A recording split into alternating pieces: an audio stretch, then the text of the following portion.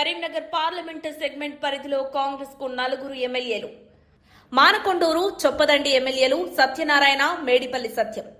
బండితో కలిసి శంకుస్థాపనలో పాల్గొంటున్న మేడిపల్లి, కవ్వంపల్లి. ప్రజల్లో చర్చనీయాంశంగా మార్చాలని చూస్తున్న బీజేపీ. ఆది శ్రీనివాస్, పొన్నంలపై అసహనంతో ఉన్న బండి సంజయ్. ఎంపీ సంజయ్తో సమన్వయం పాటించని బీఆర్ఎస్ ఎమ్మెల్యేలు. కరీంనగర్ పార్లమెంటు నియోజకవర్గంలో ప్రస్తుతం రాజకీయాలు సాధారణంగా కలిసి పనిచేస్తున్న తీరుకు భిన్నంగా కొందరి మధ్య విభేదాలు ముదిరిపోతున్నాయి. ప్రత్యేకంగా కేంద్ర సహాయ మంత్రి బండి సంజయ్ను నియోజకవర్గంలోని 2 కాంగ్రెస్ ఎమ్మెల్యేల వైఖరిపై అసంతృప్తి వెల్లడవుతోంది. మిగతా ఎమ్మెల్యేలు అభివృద్ది కార్యక్రమాల్లో ఆయనతో కలిసి ముందుకు వెళ్తున్నప్పటికీ ఆ 2 మాత్రం బండి సంజయ్తో టచ్లోకి రావటం లేదు.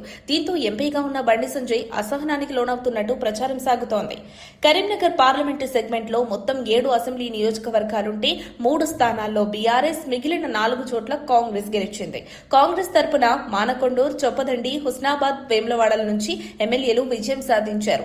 వీరిలో మానకొండూరుకు చెందిన కవ్వంపల్లి సత్యనారాయణ, చొప్పదండికి చెందిన మేడిపల్లి సత్యం ఇద్దరు బండి సంజయ్తో కలిసి కేంద్ర నిధులతో చేపట్టిన అభివృద్ది పనులు చురుగ్గా పాల్గొంటున్నారు.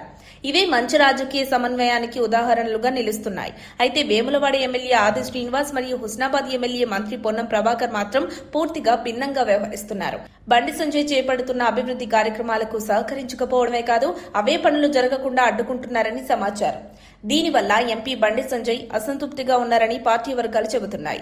ఇది చూస్తే కాంగ్రెస్ పార్టీలోని కొంతమంది అభివృద్ది ప్రాధాన్యతను గుర్తించి కలిసి పనిచేస్తున్నా, ఇంకొంతమంది మాత్రం రాజకీయ భేదాభిప్రాయాలతో కేంద్ర సహకారాన్ని దూరంగా ఉంచుతున్నట్టుగా కనిపిస్తోంది.